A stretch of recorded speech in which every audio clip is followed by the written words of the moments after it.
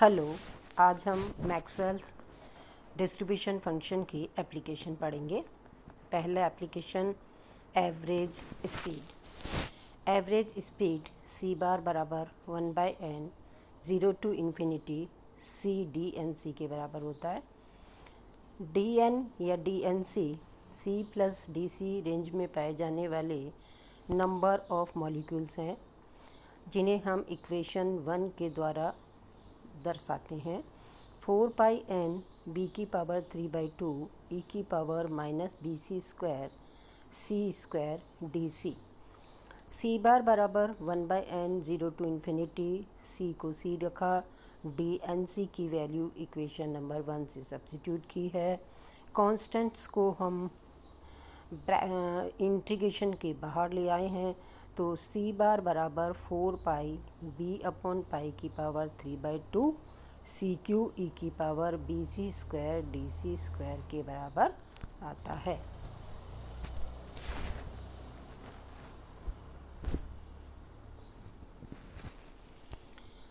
Using formula 0 to infinity X cube E की power minus B X square D X बराबर 1/2 B C square होता है।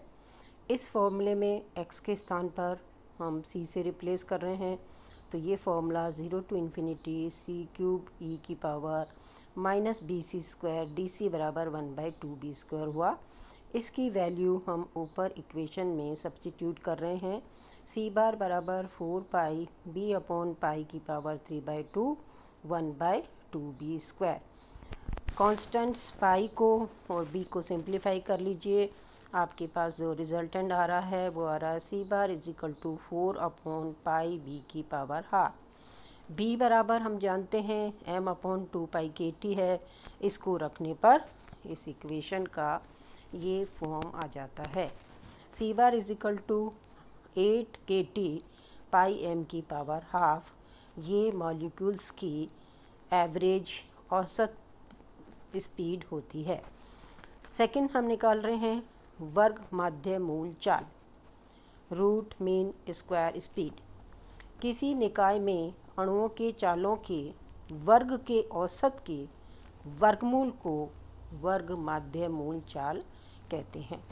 जैसा कि इस परिभाषा से स्पष्ट है, आपने सी का स्क्वायर किया, उसका एवरेज लिया और उसके बाद अंडर रूट लगा दिया, तो ये CRMS वैल्यू कहलाती है। CRMS वैल्यू एवरेज की परिभाषा से 1/n 0 से इन्फिनिटी सी स्क्वायर डी एन और उसकी पावर हमने हाफ लगाई है। डी एन की वैल्यू हम आगे आने वाले इक्वेशन में सब्स्टिट्यूट कर रहे हैं, तो हमने इसका स्क्वायर किया है पहले। CRMS square equal to 1/n 0 से इन्फिनिटी सी स्क्वायर डी एन के बराबर है। सी स्क्वायर RMS बराबर 4πn/n b/π की पावर 3/2 0 से इन्फिनिटी C4 e की power B C square D c के बराबर है। अब हम फॉर्मूला यूज़ करेंगे। 0 से इन्फिनिटी C4 e की power B C square D c की वैल्यू 3/8 π/b³ की पावर हाफ होती है। इस वैल्यू को ऊपर जो हमारे पास कंटिन्यूशन में इक्वेशन आ रही है उसमें सब्स्टिट्यूट कर दीजिए, तो आपके पास आफ्टर सॉल्विंग सॉल्यूशन मैंने यहाँ करके दिया है। After solving CRMS square equal to 3/2 b के आता है। बी की value again m/2 kT substitute करिए। CRMS बराबर अंडर रूट 3/2 बी के बराबर है। बी की वैल्यू लगाने के बाद रखने के बाद CRMS equal to under root 3 kT/m। Third हम जो है एप्लीकेशन देख रहे हैं इसकी, अधिकतम प्रसंभव चाल most probable speed.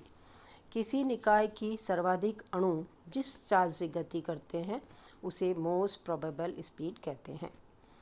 Most probable speed पर dFc/dc की वैल्यू 0 होगी। dFc/dc की वैल्यू 0 करिए। FC इजिकल टू 4/√π b की पावर 3/2 e की पावर माइनस बी सी स्क्वायर सी स्क्वायर के बराबर है। इसको with respect to C differentiate कर दीजिए। यहाँ पर सी डिपेंडेंट दो वेरिएबल हैं, ई की पावर माइनस बी सी स्क्वायर सी स्क्वायर, एक को कांस्टेंट रखते हुए दूसरे को डिफरेंशिएट करिए, दूसरे को स्थिर रखते हुए पहले को डिफरेंशिएट करिए, बराबर 0। आफ्टर सॉल्विंग दिस हमें मिलता है C square is equal to 1/b। Substituting the value of B, C P is equal to 2kT/m। निश्चित टेम्परेचर पर अगर हम इन तीनों स्पीड का रेशो लें तो c r m s, c bar और सी पी का रेशो लेके मैंने दिखाया है। C r m s is equal to 3kT/m, c bar is equal to 8kT/m और c P is equal to 2kT/m। यहाँ से आपने देखा 3kT/m, अगर t कांस्टेंट है तो सब में कांस्टेंट है, तो रेशियो फॉर्म में इट इज़ √3 √8/π √2। इसे 1 बना लीजिए सी पी को, तो 1.13 1.25 नियरली इनका रेशो आता है। तो यहाँ हमने देखा कि c r m is greater than c bar and greater then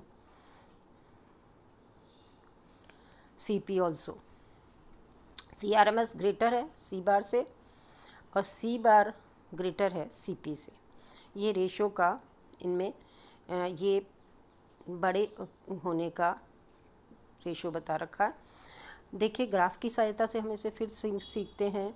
अगर हम d N c by d c n c में ग्राफ खींचें तो ये हमारा डिस्ट्रीब्यूशन कर्व इस तरह का आता है।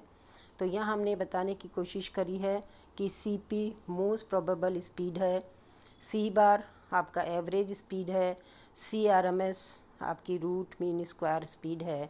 इनमें ग्राफ की सहायता से बताया है कि सी पी ग्रेटर है सी बार, उससे छोटा है c r m s, c r m s बड़ा है। इस ग्राफ की हेल्प से आप देख सकते हैं सी आर एम एस बड़ा है, सी वी उससे छोटा है और सी पी उससे भी छोटा है। नेक्स्ट टॉपिक हम स्टार्ट करेंगे ऊर्जा बंटन फलन यानी एनर्जी डिस्ट्रीब्यूशन फंक्शन। सी चाल से गतिमान एम द्रव्यमान के एक अणु की स्थानांतरण एनर्जी 1/2 mc² के बराबर होती है। वे अणु जिनकी स्थानांतरण ऊर्जा काइनेटिक एनर्जी किसी रेंज E व E+dE के मध्य होती है, उनकी संख्या ज्ञात करने के लिए इक्वेशन एक का अवकलन करने पर d is equal to mc/dc आया। तो dc is equal to dE/mc और चूँकि c बराबर √2E/m है, इसीलिए m इंटू सी बराबर √2me। तो dc बराबर DEm/√2me। It is equation number 2। We know DNC यानी C प्लस DC रेंज में अणुओं की स्पीड होने की नंबर्स इस फॉर्मूले से दिए जाते हैं 4πn m/2π/kT की पावर 3/2 e की पावर m/2kT c² dc। इसमें हमने c जो है उस वेरिएबल को e के फॉर्म में कन्वर्ट करना है, तो with the help of equation 1 and 2 हम कन्वर्ट कर रहे हैं। तो यहाँ से हमारे पास उन अणुओं की संख्या आ रही है जो E एंड E+dE रेंज में लाइक कर रहे हैं। तो DNE is equal to 4πn m/2π/kT की पावर 3/2 e की पावर -m/2kT 2E/m, c² के स्थान पे हमने 2E/m यूज़ किया। DC को हमने with the help of equation number 2 DE/√2em रखा। इसे आपस में सॉल्व कर लीजिए। जो कॉन्स्टेंट्स हैं, जो पाई फैक्टर है, जो m फैक्टर है, after solving this dn is equal to 2n/√π 1/kT की पावर 3/2 e की पावर 3/2 e की पावर -e/kT dE के बराबर है, जो हम यहाँ इक्वेशन नंबर 3 से प्रदर्शित है। इक्वेशन नंबर 3 को ऊर्जाओं के वितरण का फलन यानी एनर्जी डिस्ट्रीब्यूशन फंक्शन कहते हैं। इक्वेशन 3 से E तथा DE के मध्य अणुओं की ऊर्जा होने की प्रायिकता P is equal to DNE/n के बराबर होती है। तो आप n को नीचे उतार लीजिए, तो इसका वैल्यू जो है 2/√π/kT की पावर 3/2 e की पावर ½ e की पावर -e/kT KT/dE के बराबर होता है। ग्राफ की हेल्प से आप देखिए, अगर E/KT dNE/dE में ग्राफ खींचा जाए तो ये एनर्जी डिस्ट्रीब्यूशन फंक्शन ग्राफ है। इससे कई कंक्लूजन्स निकलते हैं। पहला कंक्लूजन्स E बराबर 0 पर प्रोबेबिलिटी 0 होती है, यानी अणु की ऊर्जा 0 होने की प्रायिकता 0 है। जैसा कि आप ओरिजिन के पॉइंट से देख रहे हैं, when E is 0 probability is also 0। Second point हम और निष्कर्ष निकाल रहे हैं कि अगर E और KT में ये रिलेशन है, KT ग्रेटर है E से, E की स्मॉल वैल्यू के लिए e⁻⁻e/KT नियरली 1 के बराबर है। इस स्थिति में E व E+E के मध्य अणु होने की प्रायिकता या अणुओं की संख्या √E के अनुक्रमानुपाती होती है। सेकेंड पॉइंट इसी का, अगर ऊर्जा ज़्यादा है KT से तो अणुओं की संख्या एक्सपोनेंशियली कम होगी। अणुओं की संख्या E व E+DE के बीच होती है, m पर निर्भर नहीं करती, अर्थात समान ऊर्जा रेंज में सभी गैसों के अणुओं की संख्या समान होती है। कल हम इसी के आगे कंटिन्यूशन में पढ़ेंगे। अभी कुछ और इस एनर्जी डिस्ट्रीब्यूशन फंक्शन से निकलने वाले और निष्कर्ष के बारे में बात करेंगे। धन्यवाद।